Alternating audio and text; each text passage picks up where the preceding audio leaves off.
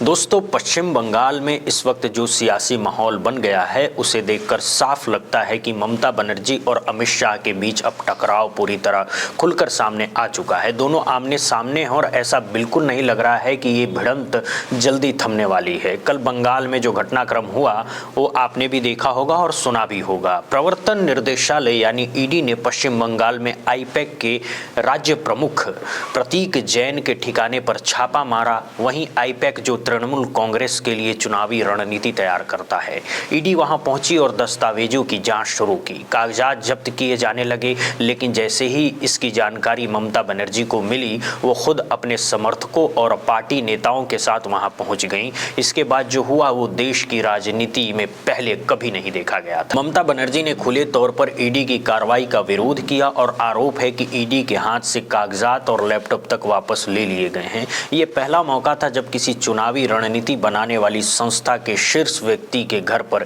ED पहुंची। इससे पहले ईडी मुख्यमंत्री, मंत्री, कारोबारी या फंडिंग करने वालों के ठिकाने तक ही सीमित रहती थी, लेकिन इस बार सीधे उस जगह कार्रवाई हुई जहां चुनाव की पूरी प्लानिंग तैयारी की जा रही थी। और ये भी पहली बार हुआ कि कोई मौजूदा मुख्यमंत्री खुद मौके पर पहुंचकर केंद्रीय एजेंसी की कार्रवाई को इस तरह चुनौती दे। अगर पूरे घटनाक्रम को ध्यान से देखें तो सवाल उठना लाजमी है कि क्या वाकई इस देश में लोकतंत्र की आत्मा सुरक्षित है। ईडी का काम वित्तीय अनियमितताओं की जांच करना है, लेकिन अगर आंकड़ों पर नजर डालें तो ईडी का कन्विक्शन रेट महज 3 से 4% के आसपास है, यानी सैकड़ों मामलों में छापे, गिरफ्तारी और पूछताछ होती है, लेकिन सजा बेहद कम मामलों में होती है। 2019 के बाद से ईडी की सक्रियता कई गुना बढ़ी है, लेकिन सजा पाने वालों की संख्या जस के तस बनी हुई है। अब तो एक पैटर्न बन चुका है, जहां चुनाव वहां पहले ईडी, सीबीआई और इनकम टैक्स और बाद में भारतीय जनता पार्टी। राजस्थान में चुनाव आते हैं तो अशोक गहलोत के करीबी और जहां तक उनके बेटे तक जांच के दायरे में आ जाते हैं। छत्तीसगढ़ में चुनाव से पहले भूपेश बघेल के घर पर छापा पड़ता है, उनके बेटे को जेल जाना पड़ता है। झारखंड में चुनाव से पहले मुख्यमंत्री हेमंत सोरेन गिरफ्तार कर लिए जाते हैं। दिल्ली में चुनाव होते हैं और अरविंद केजरीवाल को जेल भेज दिया जाता है। मतलब साफ है, चुनाव से पहले एजेंसियां सक्रिय, चुनाव के बाद सब शांत। आपको याद होगा पिछले लोकसभा चुनाव से ठीक पहले कांग्रेस पार्टी को इनकम टैक्स के नोटिस भेजे गए थे, पार्टी के बैंक खाते तक फ्रीज कर दिए गए थे ताकि वो चुनावी मैदान में कमजोर पड़ जाएं। अब सवाल यह है कि अगर नरेंद्र मोदी और अमित शाह को अपनी लोकप्रियता पर इतना भरोसा है, अगर उन्हें सच में लगता है कि जनता हर हाल में उन्हें वोट देगी, तो फिर विपक्ष को दबाने के लिए इन जांच एजेंसियों का इस्तेमाल क्यों?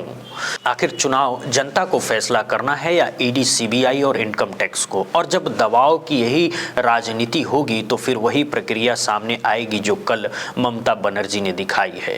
कल जो हुआ वो सिर्फ बंगाल की घटना नहीं थी, वो आने वाले समय की राजनीति का संकेत था। कानूनी नजरिए से देखा जाए तो ये बात बिल्कुल सही है कि जब ईडी जैसी संवैधानिक जांच एजेंसियां अपना काम कर रही हो, तब उसमें जाकर किसी भी तरह का हस्तक्षेप करना गलत है। ये सीधे सीधे सरकारी कार्य में दखल माना जाएगा। मैं इस बात को समझता हूँ और मानता भी हूँ, लेकिन अगर कानूनी पहलू को एक पल के लिए अलग रख दिया जाए और नैतिकता की कसौटी पर बात करें तो वहां भी कई गंभीर सवाल खड़े होते हैं। जब किसी राज्य में चुनाव चल रहा हो और उसी राज्य की सत्ताधारी पार्टी के लिए जो संस्था चुनावी रणनीति तैयार कर रही हो, उसी संस्था पर छापा मार दिया जाए तो क्या ये नैतिक रूप से सही कहा जा सकता है? ममता बनर्जी की आपत्ति क्या थी, ये उन्होंने खुद बहुत साफ शब्दों में कहा है। आईपैक जब किसी पार्टी का इलेक्शन मैनेज करता है तो उसके पास उस पार्टी से जुड़ी हर संवेदनशील जानकारी होती है। वो चुनाव से जुड़े तमाम दस्तावेज होते हैं, अंदरूनी मीटिंग्स की जानकारी होती है। ये तय किया जाता है कि कौन से मुद्दे चुनाव में प्रमुख बनाए जाएंगे। यही नहीं, उम्मीदवारों की संभावित सूची भी वहीं होती है जो अभी सार्वजनिक नहीं की गई होती है। हर विधानसभा सीट से जुड़े सर्वे होते हैं, 2-2, 3-3 संभावित उम्मीदवारों के नाम होते हैं। किस उम्मीदवार की क्या ताकत है, कहाँ उसकी जिम्मेदारी है, कहाँ उसकी कमजोरी है, किसे टिकट दिया जा सकता है और किसे नहीं, ये पूरा डेटा वहीं मौजूद होता है। इसके इसके अलावा ये भी जानकारी होती है कि किस क्षेत्र में कितने संसाधनों की ज़रूरत पड़ेगी, चुनावी खर्च का अनुमान क्या होगा और राजनीति कैसे लागू की जाएगी। सीधी भाषा में कहें तो आईपैक के पास तृणमूल कांग्रेस की पूरी चुनावी प्लानिंग मौजूद होती है। ये बिल्कुल वैसा ही है जैसे दो टीमों के बीच क्रिकेट मैच चल रहा हो और एक टीम की पूरी रणनीति, batting order, bowling plan, fielding setup दूसरी टीम पहले ही हासिल कर ले। अगर विपक्ष को पहले से ये पता चल जाए कि कौन सा खिलाड़ी कब उतरेगा, किसे किस तरह से घेराव किया जाएगा, तो मुकाबला बराबरी का कैसे रह जाएगा। चुनाव भी उसी तरह का मुकाबला है, लेकिन अगर चुनाव से पहले ही एक पक्ष की पूरी रणनीति दूसरे के हाथ लग जाए तो ये लोकतंत्र नहीं बल्कि खुली दबंगई है। इसीलिए जब ममता बनर्जी ये कहती हैं कि ईडी उनकी पार्टी से जुड़े अहम दस्तावेज उठाकर ले जा रही है तो उनका सवाल वाजिब है। वो पूछती हैं कि अगर इसी तरह भारतीय जनता पार्टी के कार्यालय पर छापा मारा जाए तो क्या होगा। ये कोई मामूली सवाल नहीं है बल्कि लोकतंत्र की जड़ों से जुड़ा हुआ सवाल है। सबसे बड़ा सवाल यह है कि चुनाव से ठीक पहले आईपैक के दफ्तर पर कार्रवाई करने की जरूरत क्यों पड़ी। सवाल यह भी है कि बंगाल में इतने बड़े पैमाने पर ध्रुवीकरण की कोशिशों के बावजूद भारतीय जनता पार्टी को अपनी जीत पर भरोसा क्यों नहीं है। और एक और अहम सवाल यह है कि पहले इस पूरे मामले पर भारतीय जनता पार्टी की तरफ से बयान आता है और उसके बाद ईडी का बयान आता है जो शब्दशः उसी लाइन पर चलता है। तो क्या ईडी अपने बयान खुद तय कर रही है या फिर कहीं और से निर्देश आ रहे हैं। यही आरोप ममता बनर्जी ने लगाया है कि ईडी भारतीय जनता पार्टी के इशारे पर काम कर रही है। गुस्से में उन्होंने अमित शाह को लेकर कई बड़े शब्द भी कहे हैं जिनका जिक्र मैं यहाँ नहीं करना चाहता हूँ, लेकिन उनका आक्रोश क्यों है इसे कोई भी समझ सकता है। पहले SIR की प्रक्रिया सामने आती है और उसी दौरान ये आरोप लगते हैं कि विपक्षी उम्मीदवारों के क्षेत्रों में यानी जहां तृणमूल कांग्रेस की प्रत्याशी और वोटर हैं वहां मतदाता सूचियों से नाम काटे जा रहे हैं और इसके ठीक बाद इस तरह की कार्रवाई होती है जिसमें ममता बनर्जी आरोप लगाती हैं कि उनकी पार्टी से जुड़े चुनावी कागजात, राजनीतिक दस्तावेज और अहम फाइलें ईडी अपने साथ ले जा रही है। इससे किसे फायदा होगा ये समझने के लिए किसी बड़े विश्लेषक की जरूरत नहीं है।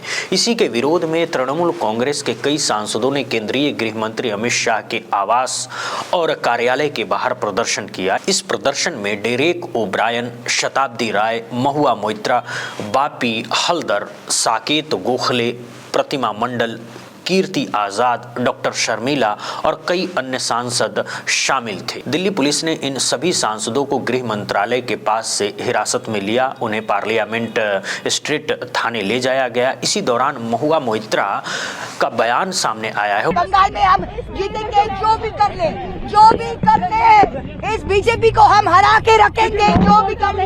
पिंच मत करो। हम करेंगे कि आप देख ले कि देश के लोग देख ले कि निर्वाचित सदस्य MP को कैसे दिल्ली पुलिस। उन्होंने साफ कहा है बंगाल में हम जीतेंगे चाहे कोई कुछ भी कर ले। उन्होंने कहा है कि जो कुछ भी किया जाए तृणमूल कांग्रेस भारतीय जनता पार्टी को हरा कर रहेगी। महुआ मोइत्रा ने यह भी कहा है कि देश की जनता देख रही है कि निर्वाचित सांसदों के साथ दिल्ली पुलिस किस तरह का व्यवहार कर रही है। उनका कहना था कि अगर आप भारतीय जनता पार्टी से नहीं हैं तो आपको विरोध प्रदर्शन करने का भी अधिकार नहीं है। आपको हिरासत में लिया जाएगा, थाने ले जा करके बैठा दिया जाएगा। वहीं अगर आप भारतीय जनता पार्टी में हैं तो आप लगभग कुछ भी कर सकते हैं। अगर आप बीजेपी के मुख्यमंत्री हैं तो आप विधानसभा के भीतर ये तक कह सकते हैं कि भगत सिंह ने कांग्रेस के खिलाफ विधानसभा में बम फेंका था। अगर आप बीजेपी के खेल मंत्री हैं तो आप मोहन बागान और ईस्ट बंगाल जैसे ऐतिहासिक फुटबॉल क्लबों के नाम तक भूल सकते हैं। दोस्तों, ये अंग्रेजी या हिंदी की जानकारी का सवाल नहीं है। बीजेपी के कुछ पेड हैंडल ये कहकर बात को घुमा रहे हैं कि उन्हें अंग्रेजी नहीं आती, लेकिन मोहन बागान और ईस्ट बंगाल का नाम जानने के लिए किसी भाषा की परीक्षा पास करने की ज़रूरत नहीं होती है। ये दोनों क्लब 100 साल से भी ज़्यादा पुराने हैं और देश का हर खेल प्रेमी इसके बारे में जानता है। लेकिन जब गलती बीजेपी के नेता से होती है तो सब कुछ माफ़ हो जाता है। अगर यही गलती किसी और पार्टी के नेता ने की होती तो टीवी चैनलों पर उसका मजाक उड़ाया जाता, दिन रात बहस चलती। लेकिन बीजेपी का नेता हो तो हर चूक पर पर्दा डाला जा सकता है। यही नहीं, चुनाव चल रहे हों और आप वोटिंग के बीच में दखल दें तब भी आपके खिलाफ कुछ नहीं होगा। गाड़ियां पकड़ी जाएंगी, पैसे बरामद होंगे, लेकिन कार्रवाई शून्य रहेगी। महाराष्ट्र का उदाहरण आपको याद ही होगा कि होटल में खुलेआम पैसे बांटे जा रहे थे, लोग पकड़े गए, खूब हंगामा हुआ, लेकिन अंत में किसी पर कोई ठोस कार्रवाई नहीं हुई। उसके बाद वही लोग बीजेपी में शामिल हो गए, अजीत पवार बन गए और सारे भ्रष्टाचार के मामले धीरे धीरे ठंडे बस्ते में चले गए। ईडी को रास्ता ही याद नहीं रहा। आप हेमंत विश्व शर्मा बन जाएं, जिनके और जिनकी पत्नी के खिलाफ ईडी के मामले थे, लेकिन जैसे ही बीजेपी में शामिल हुए सब कुछ गायब हो गया। लेकिन अगर आप भारतीय जनता पार्टी में शामिल होकर मुख्यमंत्री बन जाएं तो उसके बाद ईडी आपके घर का रास्ता ही भूल जाएगी। फिर खबरें आएंगी, बड़ी बड़ी ब्रेकिंग न्यूज चलेंगी कि उत्तर पूर्व के राज्यों में जिन लोगों को ठेके दिए जा रहे हैं वही लोग भारतीय जनता पार्टी के सबसे बड़े फाइनेंसर हैं। लेकिन वहां ईडी नहीं जाएगी। ईडी ये जांच नहीं करेगी कि जो पैसे दिए गए वो वैध थे या अवैध। ईडी ये भी नहीं पूछेगी कि 1 करोड़ का ठेका लेकर अगर कोई 10 लाख का चंदा दे रहा है तो उस पूरे खेल में कोई गड़बड़ी है या नहीं। वहां जांच नहीं होगी। कभी सुना है आपने कि भारतीय जनता पार्टी के किसी मंत्री के घर ईडी पहुंच गई हो? कभी सुना है कि बीजेपी के किसी सांसद के यहाँ ईडी ने छापा मारा हो? नहीं, वहाँ ईडी नहीं जाती। वहाँ सब पाक साफ माने जाते हैं। सीएजी की रिपोर्ट आएगी कभी मध्य प्रदेश पर, कभी उत्तर प्रदेश पर, कभी किसी और राज्य पर। रिपोर्ट में घोटालों की लंबी सूची होगी, अनियमितताओं का जिक्र होगा, लेकिन उन पर कोई ठोस जांच नहीं होती है।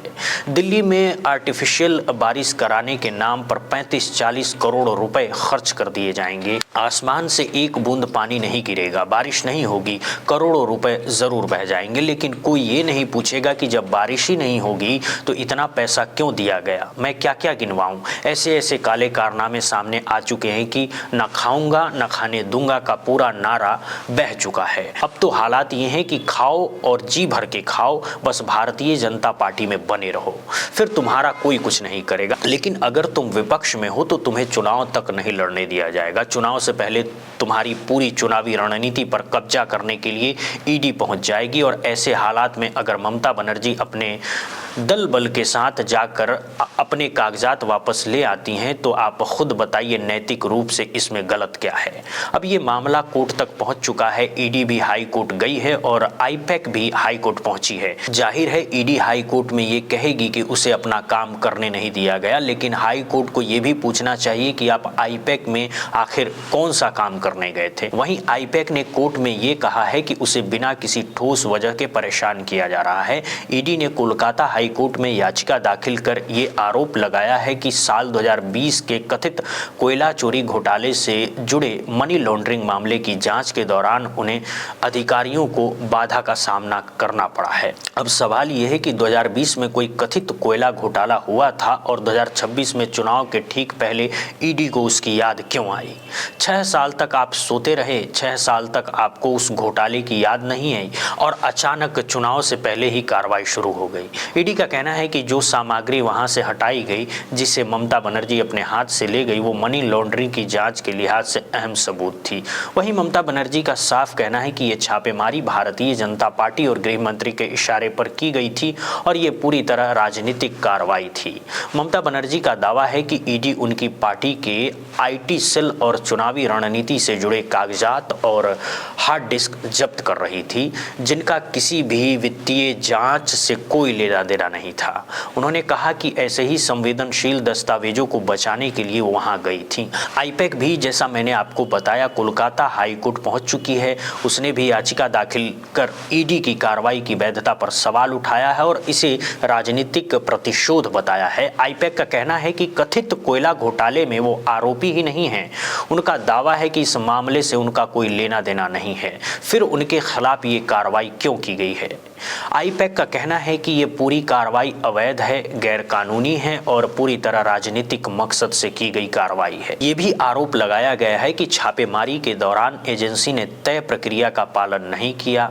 अब संभावना है कि आज हाई कोर्ट में इस मामले पर सुनवाई हो और उसके बाद देखना होगा कि अदालत इस पूरे घटनाक्रम पर क्या रुख अपनाती है। वैसे कोलकाता हाई कोर्ट से जुड़ा एक किस्सा याद दिलाना जरूरी है। पिछले लोकसभा चुनाव से ठीक पहले कोलकाता हाई कोर्ट के एक रिटायर्ड जज जो रिटायर होते ही भारतीय जनता पार्टी में शामिल हो गए, उन्होंने चुनाव भी लड़ा। जब उनसे पूछा गया कि उन्होंने खुद कहा कि वो पूरी जिंदगी आरएसएस से जुड़े रहे हैं, ऐसे में सवाल उठता है कि जो व्यक्ति भीतर से लंबे समय तक किसी विचारधारा से जुड़ा रहा हो, वो हाई कोर्ट की कुर्सी पर बैठकर कितनी निष्पक्षता से फैसला कर पाएगा। इसीलिए मेरा मानना है कि हाई कोर्ट और सुप्रीम कोर्ट के जजों के लिए ये नियम होना चाहिए कि रिटायरमेंट के बाद कम से कम 5 साल तक वे किसी भी राजनीतिक गतिविधि में हिस्सा न लें। हालांकि इस घटना का आज की सुनवाई से सीधा संबंध नहीं है, लेकिन संदर्भ समझने के लिए इसे याद रखना जरूरी है और ममता बनर्जी को हल्के में लेना भी गलत होगा। इसी बीच एक और घटनाक्रम हुआ है। बंगाल में विधाननगर पुलिस ने छापेमारी में शामिल ईडी अधिकारियों के खिलाफ कथित आपराधिक धमकी और अवैध प्रवेश के आरोप में एफआईआर दर्ज कर ली गई है। यानी अब राज्य सरकार और केंद्रीय एजेंसी आमने सामने हैं। जब ऐसे हालात बनते हैं तो ये साफ है कि ये लड़ाई कानूनी से ज्यादा ताकत की हो जाती है। राज्य पुलिस और केंद्रीय एजेंसियों के बीच टकराव लोकतंत्र के लिए अच्छा संकेत नहीं है।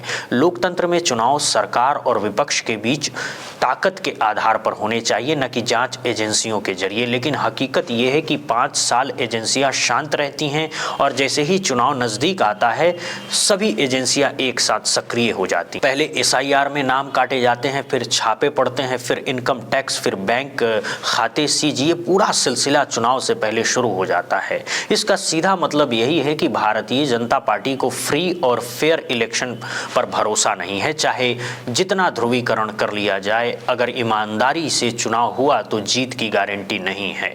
यही डर इन तमाशों की वजह बनता है। फिलहाल बंगाल में ममता बनर्जी पूरी तैयारी में नजर आ रही हैं। अब देखना यह है कि तमाम दबाव और साजिशों के बावजूद बीजेपी बंगाल जीत पाएगी या बंगाल की जनता एक बार फिर उसे विपक्ष में बैठाती है। और ये विडंबना भी है कि बंगाल में बीजेपी को पहली बार राजनीतिक जगह ममता बनर्जी ने ही दी थी। अटल बिहारी वाजपेयी के दौर में समझौते के जरिए बीजेपी का खाता बंगाल में खुला। यही सबक बाकी पार्टियों को भी समझना चाहिए। बीजेपी का साथ अपने फायदे के लिए देना आसान है, लेकिन जब वो मजबूत होती है तो सबसे पहले अपने सहयोगियों को ही खत्म करती है। अब सवाल आपसे है, आप क्या सोचते हैं? कमेंट बॉक्स में ज़रूर बताइएगा। बहुत बहुत धन्यवाद दोस्तों, बहुत बहुत शुक्रिया।